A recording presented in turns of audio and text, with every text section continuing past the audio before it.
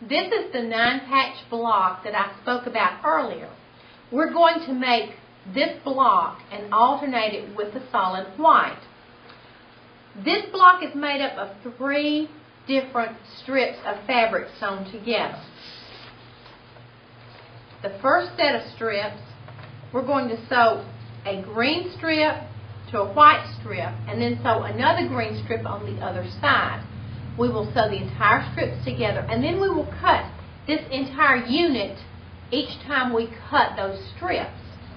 The next thing we will sew together is a white piece of fabric onto a green, and then we will add a white on the other side.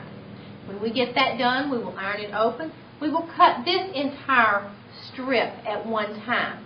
When we get all our strips cut, we're going to, I have ironed all of our seams toward the dark, and when we put these together to make this block, these seams are going to interlock with each other and form a perfect seam there if we sew it correctly. So we're going to make this block now. To make this first set of strips, the green, the white, and the green, I'm going to start out by taking my white fabric, turning it on top of my green fabric.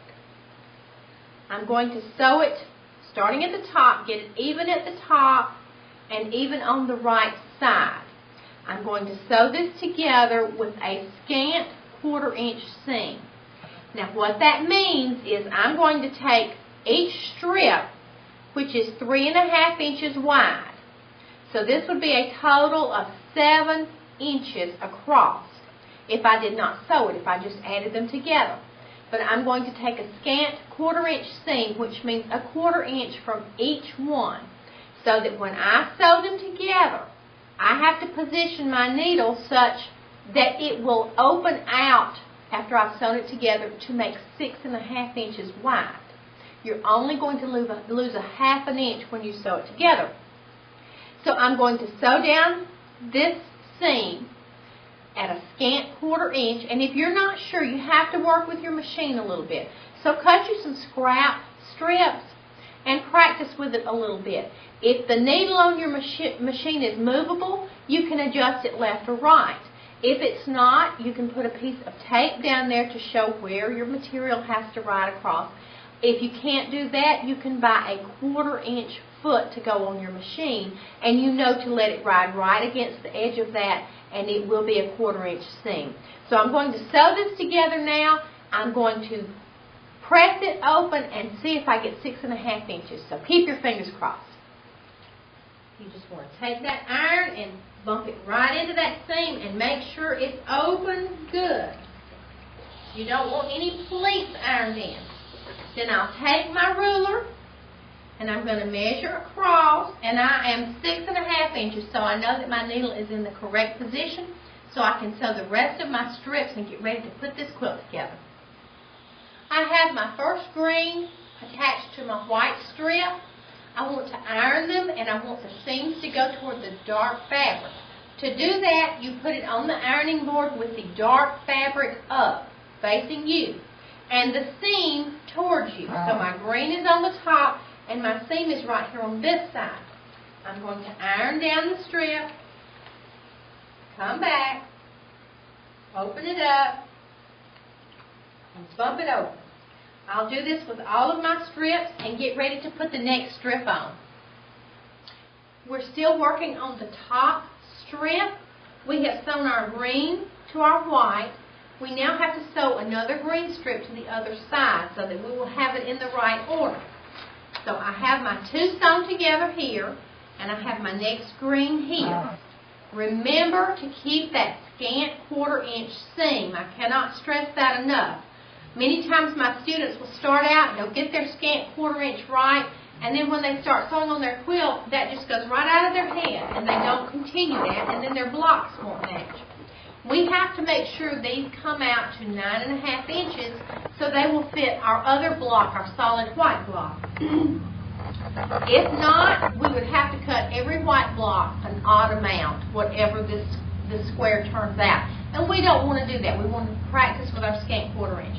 So I'm going to start, put my green strip on here, get the top even and the right edge even, put it under the presser foot, put my fingers on the thread so they will not go down there and make a bird's nest when I start. I'll take a couple of stitches, leave the needle down, and then I will line up the edge of my fabric as far back as I can and put my finger on it to hold it in place, and then I will guide this fabric as it goes under the needle so that it rides right along the right side of my presser foot, and that will continue my scant 1/4 inch. So I will finish these strips now.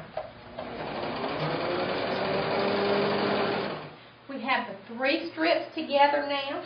I'm going to iron down the strips and set that seam. This ensures that this seam will open up real pretty for us. Then I'm going to peel up the green because the seam's going toward the green. I'm going to bump it open with the iron. Make sure that we have this open as far as we can. And then, while it's up here and ironed down in place, we're going to take our ruler, and it should be 9.5 inches, and I'm right on it. This means that I do have my scant 1/4 inch down, and it's going to fit our other block perfectly, and that's what we want. So when you iron these 3 open, they should come up to 9.5 inches. If they do not, you need to check and see if your seam is too wide or too narrow and make the adjustments before you continue. Our first strip of this block was green, white, and green sewn together. For the second one, we're going to have white, then green, then white strips sewn together. Our first strips look like this. We're going to set them to the side so they do not wrinkle. We have our white, our green, and our white. We're going to take the green and turn it onto the white, sew it together, press it open with the dark taking the seam. The seam will go toward the dark. Then when we get these 2 back, we'll turn the white down on them and sew it, and we'll have these strips done. We have our strip sets together. Now we need to cut them into the smaller units that we need. We're going to take our square. We're going to line any line on the square up with this seam line. You can use either seam line, it doesn't matter. But just get one of the lines of the square along that. Slide it down to where you're not taking off any more than you have to, just enough to get the selvages off. We're going to cut that selvage off. Be very cautious. Cut this slowly and deliberately. You do have to press down. Make sure you're not on your ruler. You want to be on your mat, so bump it against there if you need to. Once we do that, we're going to rotate it around.